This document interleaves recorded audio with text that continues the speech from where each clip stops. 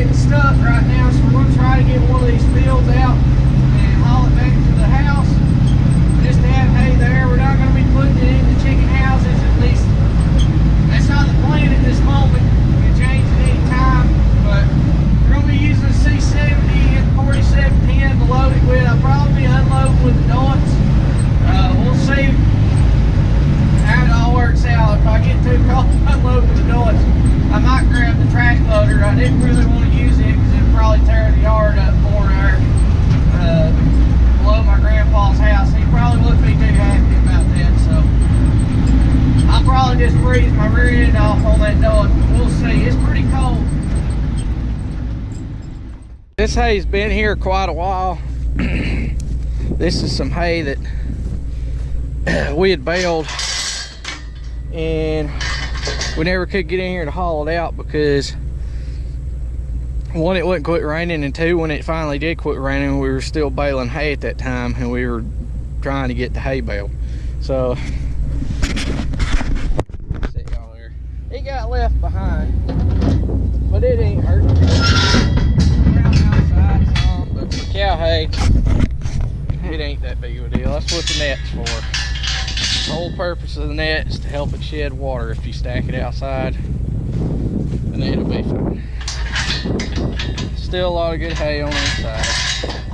Ideally, I'd like to have it in the chicken house, but sometimes it just don't work out that way.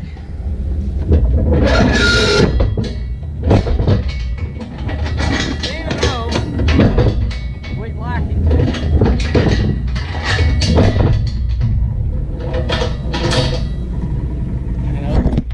Cards you get dealt, but seems like too when I baled this, it was green is what I want to remember, and that was one of the reasons why we left it in the field for a while, is because we were trying to outrun the rain. Imagine that. And I baled it a little green is what I'm thinking happened on this field, but I can't remember.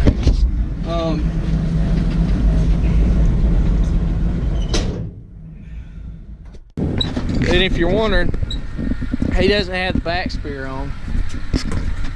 And the reason for that is the only spear that we're not using right now is not on another tractor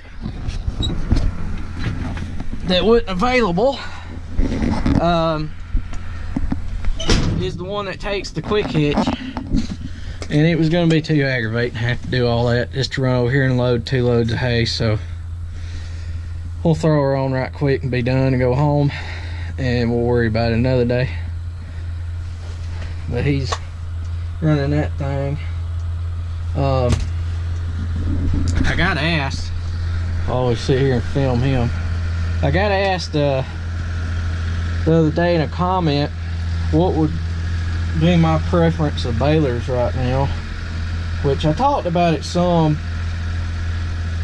when we were I have to call whoever that is back, when we were trying to think, I'm having a brain. Oh, I talked about it some after the farm show when I was talking about maybe what we'd buy next year, or maybe go ahead and order this before Christmas, but definitely going to be next year before we do anything, just because of the way the cattle market is. It ain't too good right now, so I'd rather hold off till I get my fertilizer bought and taxes paid and everything else before we make any purchases at this current moment in time. So it kind of worked out better that way anyway. That and the Massey guys wanted to don't seem to think that the 5400 will handle that new baler, so I'm wanting to try me and Kane going to try to see if we can't get us a demo of one over here to put on it and see what it'll do before we make any decisions going forward. But I gotta ask, what baler what balers do you think are good right now to buy? I mean, it kind of depends. There's not a bad baler, I don't think, on the market for the purpose it fills. For the amount of hay that it's built to bale, I don't think there's really a bad baler on the market. They're all pretty good. I mean, they all give trouble. They all have their little kinks and twists that you're going to have to deal with and figure out how to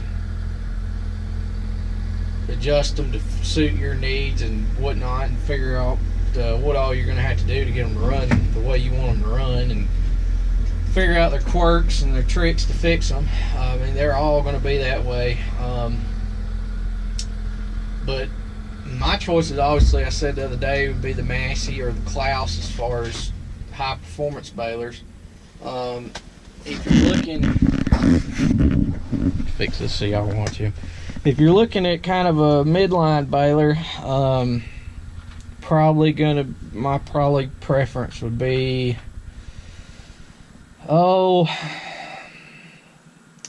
if I was gonna get just a ordinary baler that's kind of in the 2,000 bale range, right around in there, probably from 1,000 to 2,500 bales a year range, I'd be looking at Vermeer R series. It's pretty dang good, which I talked about that in the thing. The Coon, might look at it. I'd say the Kubota. The Kubota I liked the looks of it, but I'm not crazy about that fork. I'll tell you why I'm not really that crazy about the fork. I just don't, as far as performance, I don't think that the fork's going to be as good as feeding the throat as a full contact rotor would be, like the Klaus or the McHale or the Massey baler has. I mean, it is a lighter duty baler compared to those balers, for less bales. I mean, and don't take offense to that. I mean, it's a Vicon baler is really what it is. And I mean, Kubota kind of, not to say that they don't build equipment now that's heavier, but their main market share is the people who aren't, that farms, one person farming and doing what they can, and it's not a large family, I guess you could say, farm, or huge producer farms, or they're meant more for the guy who goes out and he works a full-time job and he farms on the side as well, and maybe he's not running it all day every single day and putting thousands of rolls of hay through a baler a year. I would say they're probably 1,000 to 2,000, 2,500 baler. But I'm not crazy about that fork feed, because when I looked at it, they have these strips, because that fork comes from underneath, whereas the rest of them have the spinning rotor. It has a fork design that comes from underneath that kind of grabs the hay and shoves it towards the bale chamber. The strips that the fork comes through are very thin, and what was going through my mind when I looked at that, and I'm not picking on it, I think that they've got a great baler other than that one area.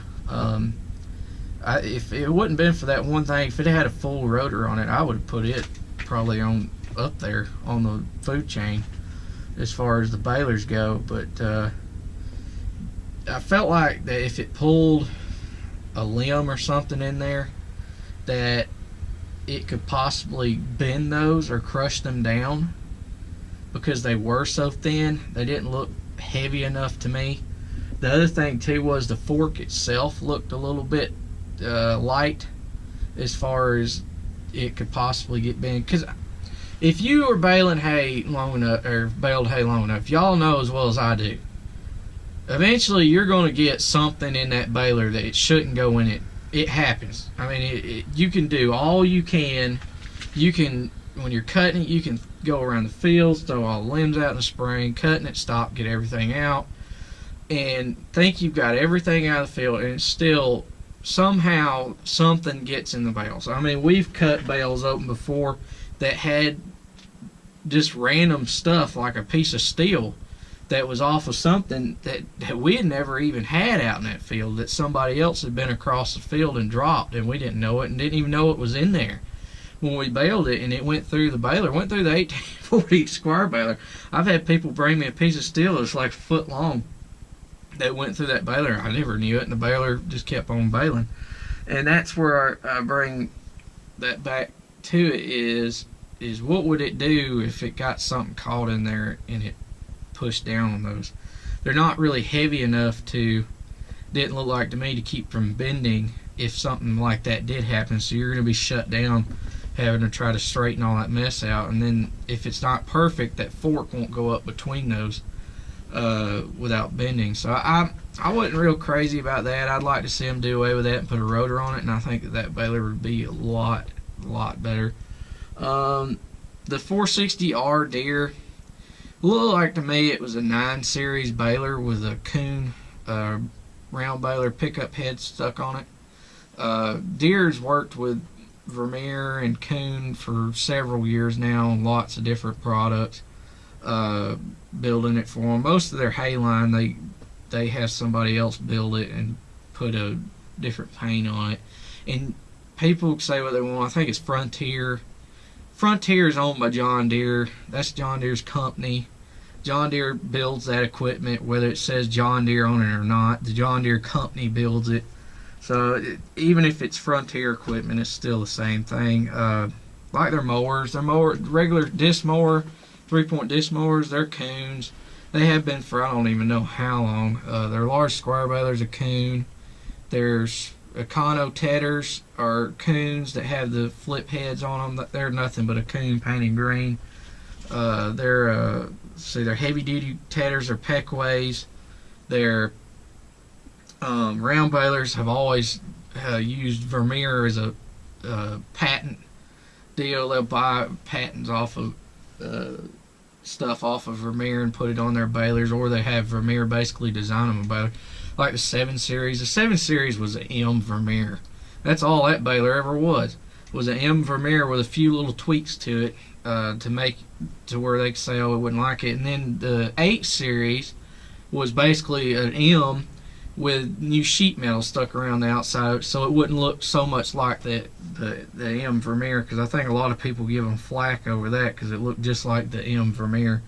So they use a lot of parts between the two. And one thing I can tell you about a Vermeer, I like Vermeer and I'm not throwing off on them or nothing, but them and Deere both have an inherent problem right now with bearings, especially on the 7, 8, and 9 series.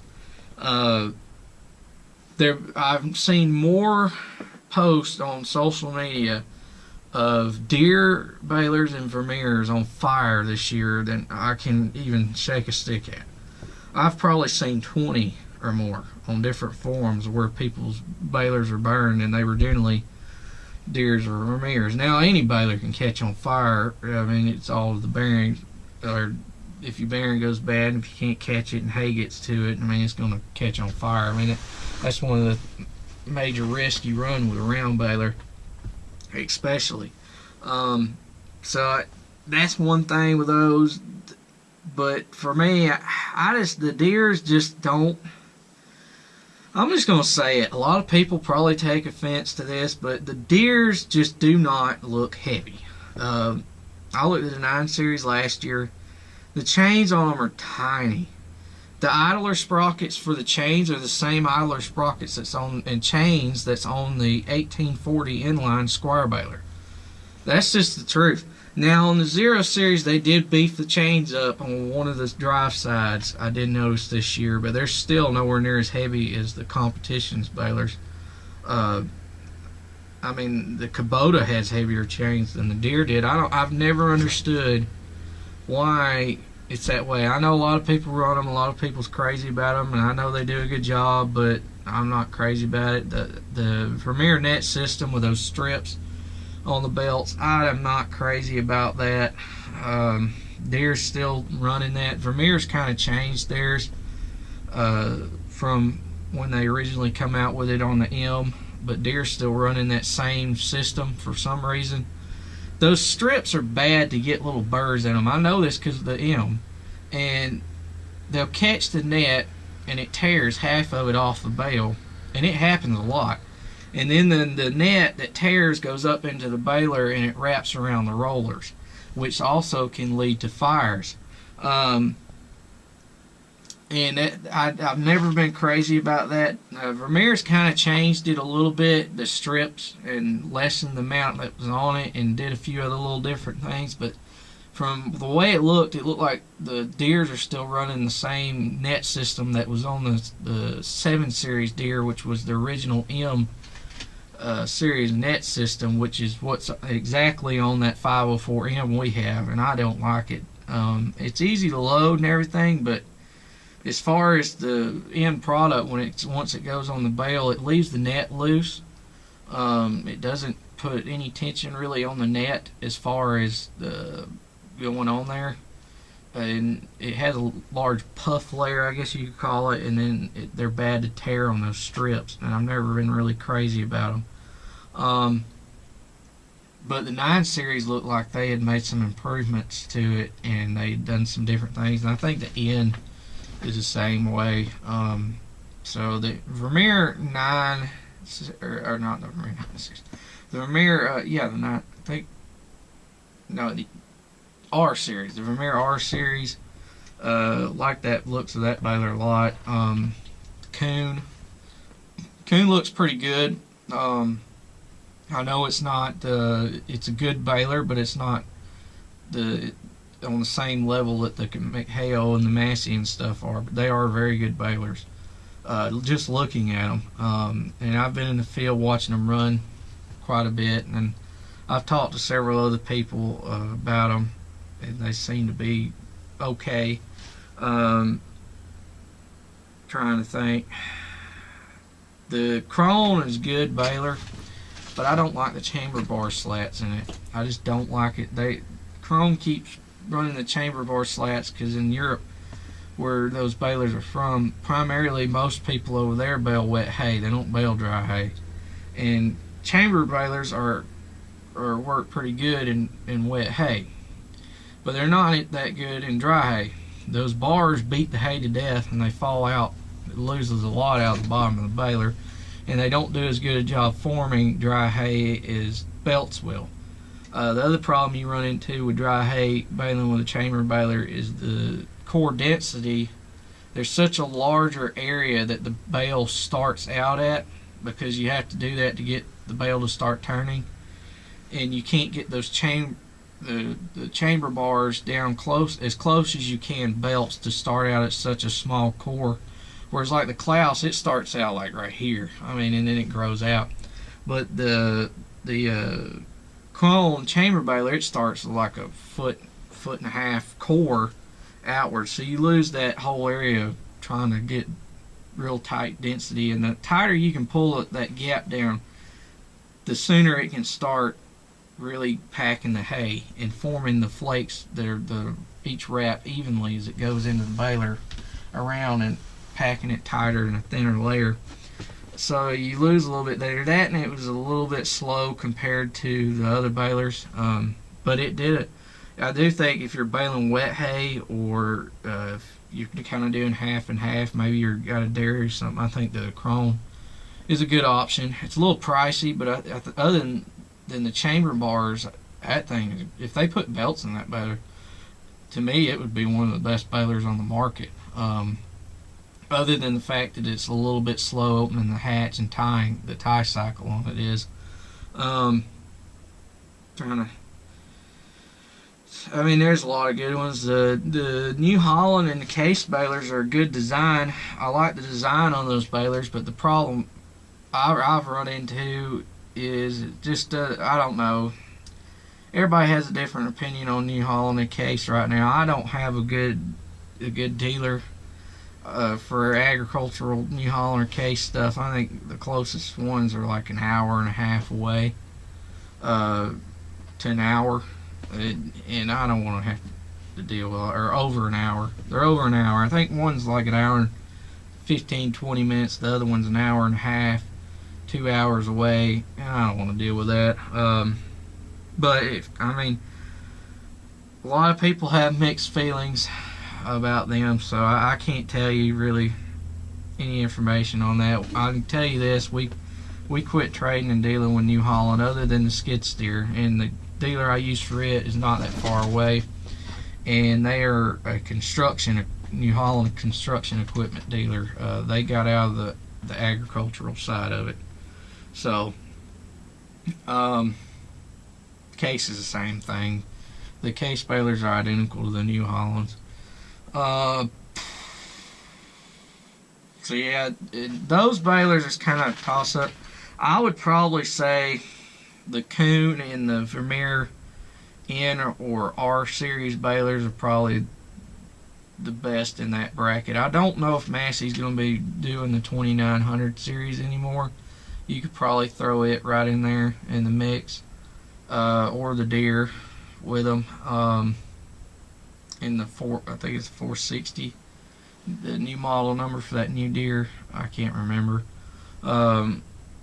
Probably right in there with those. My pick out of the two, if I was buying them, it would probably be the Vermeer, just because I think that it's probably got a little edge. I like that new R series. It reminds me a lot of the L. They fixed everything that was wrong with the M in it. It is a traditional baler, so if you like a simplicity baler, it is more of the traditional design. I do know that I haven't heard near as many people say anything about bearings anymore, so I think they've kind of fixed their bearing woes. Maybe, but if you're in the economy range balers, really the Deere's got one, I think it's the E450E or something like that now. I can't remember what it is. Or the Vermeer Rebel, and then you got the 1700 series Massey. That's really in that kind of range. The traditional, cheaper, lower bale count, 1,000 bale and under balers a year. If I would probably say the Rebel or the Deere. They're both very, very similar, but I would probably go with the Rebel or the Deere. And probably the thing with the Rebel is it has those wide gap belts. I think, if I'm not mistaken, at the show they said that you could order that baler with the full belts in it, where you don't have the large gaps where they're like that wide and they're more like this wide between them. Because to me, I don't like that, because you lose, there's more hay loss that way. So I would probably go with maybe the Rebel if you could get the different belts on it than the wide gap belts, or the Deere. I would say the Massey. The Massey, to me, I've run that baler. To me, it would probably be the best one, but there's one thing with that baler I don't like. It does not have a declutcher. If you don't know what a declutcher is it's where when you open the tailgate, it automatically shuts the baler down while the bale's dumping, and then when you hit the hydraulics to close the tailgate, they turn back on. The Heston 1700 series Massey Ferguson baler, from my understanding, now they may change it in this new model. I don't, for this upcoming year, I don't know, but this past year, it doesn't have a declutcher. So you have to turn the PTO off every time you dump a bale, and that's aggravating to me. This is 2019. I'm as big a Massey guy as there is. I will tell the truth. I've always said I'll tell the truth. If I see something I don't like, I'll call it out. I've been harping on this for forever to the dealers, and I've told the AGCO reps and stuff the same thing, and they need to put a declutcher on that baler. If they put one on it, I think that they could sell a quarter to a third more of those balers. I would put it at the top of the list, because I like that baler. I like the steel doors, the net system it has. The Heston rear net system, to me, is probably the best rear load net system that I've seen. Now I prefer front load. I feel like they do a more efficient job, but if you're going to get a rear load net system, you're looking for a good net system. The Massey Ferguson Heston net system for rear load is probably the best. They had it on the 2900 series and 1700 series balers, and to me it's probably the best as far as rear loads, but I do prefer a front load. So if they would put a declutcher on that baler, I would say wholeheartedly that's probably the best Econo baler on the market, is that 1700 series baler, because it comes with the full set of belts. You don't have the gaps. It's simple, it's affordable, it can bale good a bale as the larger balers, and everything, and then the net system is simple and easy and it works good. I mean, that's the one thing that kills that baler for me, is the declutcher. I would not buy it because I wouldn't want to have to turn the PTO off every single time that I had to open the tailgate. I ran it and I had to do it. I think I baled eight or nine rolls of that thing the day I ran it, and every time you had to flip the PTO off, start it back up, which after you get used to the rhythm, it's not that bad, especially if you got a electric switch one that's just toggle switch to start it back up. But if you got a tractor like a 383 and you have to push the clutch in and try to get the lever to go into gear every time, it's aggravating. So I would, if I could recommend something to them, it would be to change that. I mean, I think they could sell a lot more balers if they just didn't have that feature. But that's me. That's on the little Econo bale. Now the 2900 series baler had a declutcher. It was not like that, and the new baler just is not like that. But the little 1700 series baler, there's a lot of people crazy about those little balers. It's that way, and I don't like that. All they got to do is bolt a declutcher on that thing and put a hydraulic declutcher on it, and it's fixed. Take the one off the 2900, put it on that one, done. I don't understand it, but that's the way they've got it. So somehow or another, I lost the part where I talked about the performance balers, as in the McHale, the Klaus 460 variant, and the new Massey Ferguson, I think it's the 4160. As far as those three go, I think I've already made a video talking about those.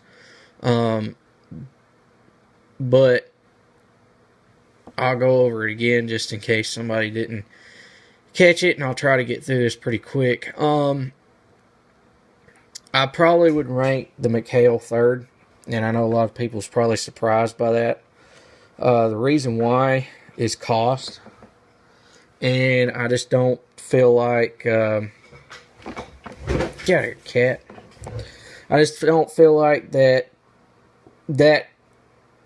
baler is that much better than the other ones to justify the extra expense. As far as the baler itself, it's a very well designed, heavy baler. They're all very equal. All three of them is very equal. They're all three around the same weight range. They're all very heavy built. The McHale is basically, to me, an accessorized Klaus. And I'm not throwing off on it if you own one. I think they're great balers. I just don't feel like there's enough justification for the extra cost on them. That's my opinion. I like the poly flooring, but I mean, it's just a piece of poly. You can put that in any baler. As far the real advantages I've seen over the only advantages I've seen over the other two that it had, or there's a couple things, was one, it had an auto greaser, which a lot of people have mixed feelings about that because those things can tear up very easily or get stopped up and go and have issues, and then the baler doesn't get greased, or you can just get the regular grease banks and then grease it. I actually like the idea of an automatic greaser in some circumstances. The other pro is that it had the the plates in the chamber to help with wear. That's probably the only other advantage I've seen. I really didn't see an advantage to having a solid belt versus the 3 belts that they have. They have an option between a solid, one big belt, wide belt, or 3 different belts. My thing is with the big wide belt, one solid belt, is if you puncture a hole in it with something that goes in the baler, same as the Kubota I was talking about, you're going to run into the issue of trying to find that belt. You're probably going to have to go back to McHale. You can't get it aftermarket, and there's no telling how much that thing's going to cost. Well, the next thing is, most people's probably going to say, well, you can just put a set of 3 belts in it if that happens. Well, that's true. You can do that.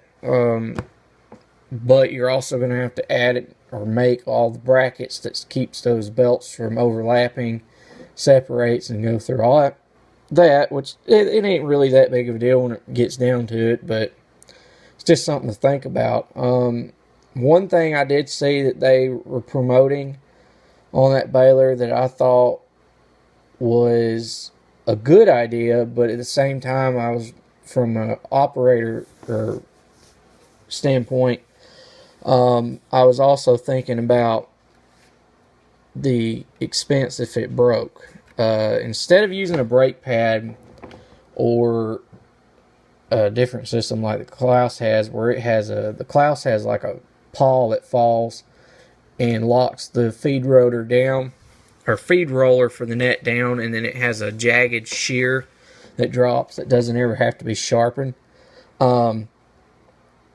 Whereas the McHale uses a knife and it uses a hydraulic valve body to lock down the feed roller for the net. You don't ever have to adjust it the Klaus, you don't ever have to adjust it either. But as far as, say, like the Vermeer 504 Pro or the Massey baler, you do have a brake pad, so you have to adjust the brake pad. The downside to that valve to me was, if it goes bad, you're going to be put down. First off, there is no solution, because more than likely when that thing goes bad, it's either going to lock up or it's not going to function properly and stop the net like it's supposed to, so that way it cuts properly. So you're going to be put out of action, and there's no getting by with it. So that's one problem with that. The other issue is the expense to replace that thing. Brake pads look very cheap, or the Klaus system that doesn't require anything looks very good compared to, say, a more expensive system like that. Is it maintenance free? Yes. Does it probably work really good? Yeah. But when the day comes that that thing gives trouble, you're going to be hurting.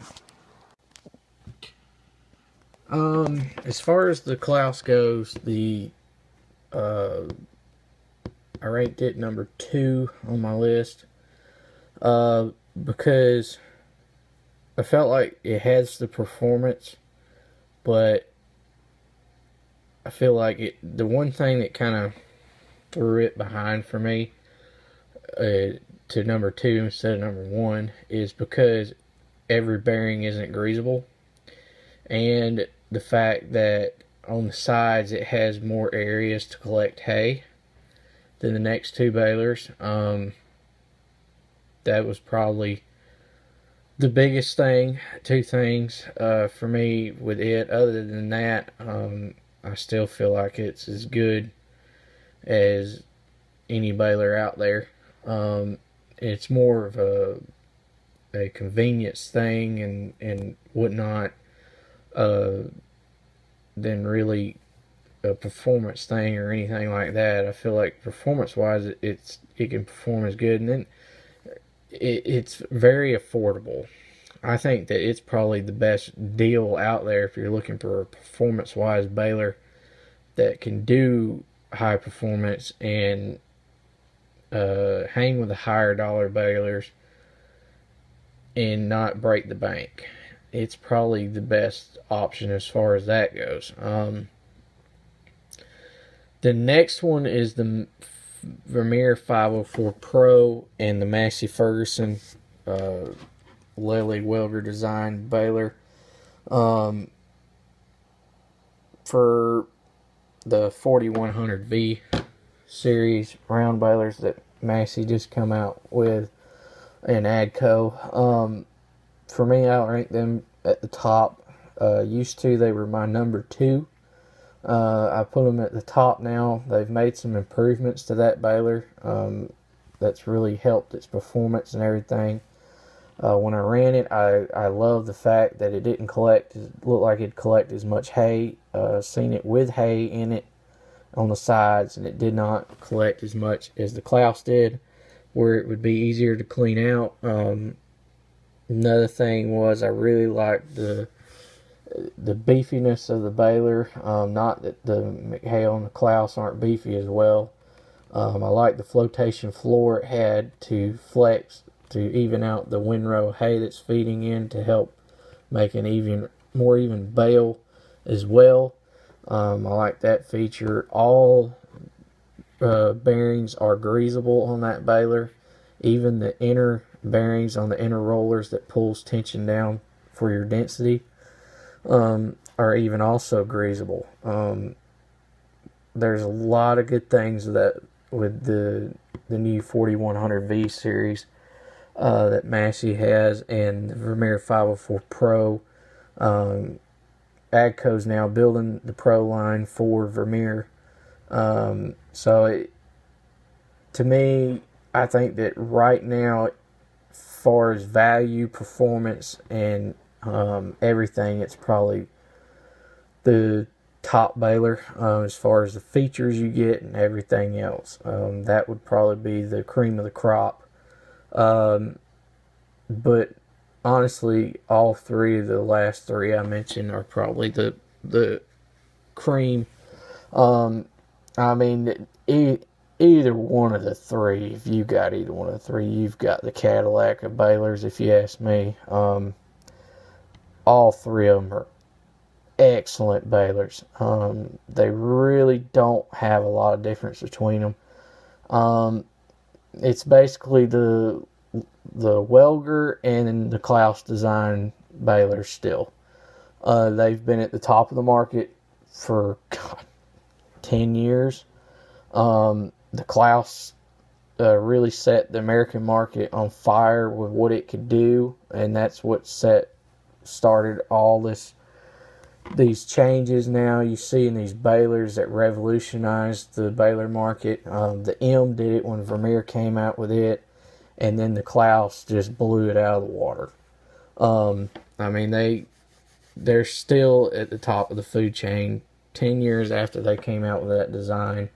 The Welger design as well, and they may be, as far as the Welger goes, it may be branded different, but it's still that same foundation that they started with. Made a lot of improvements to it, but it's still the same good old baler. And I tell you, the newer designs, they're hard to beat. They're rocket ships, they're reliable, they're fast, they're a little more complex, but I mean, in the end of the day, once you wrap your head around what they're doing and why they're doing it, it's still the same thing. I mean, you can only bale a bale a certain way. There's just new technology in it that fix the problems we used to always have. They still operate the same way. They still have the same parts and pieces. There's a few extra things, but once you figure out what's what and understand it, they're not these spaceships, and they're not really that scary. So, I mean, I wouldn't recommend anybody not going there. I mean, the more traditional balers are as close to being that style baler as they can be now, and still trying to fit the old mold of simplicity. There's a lot of technology in those balers as well. So, that's it. Thanks for watching. Please comment, rate, and subscribe, and I'll see you next time.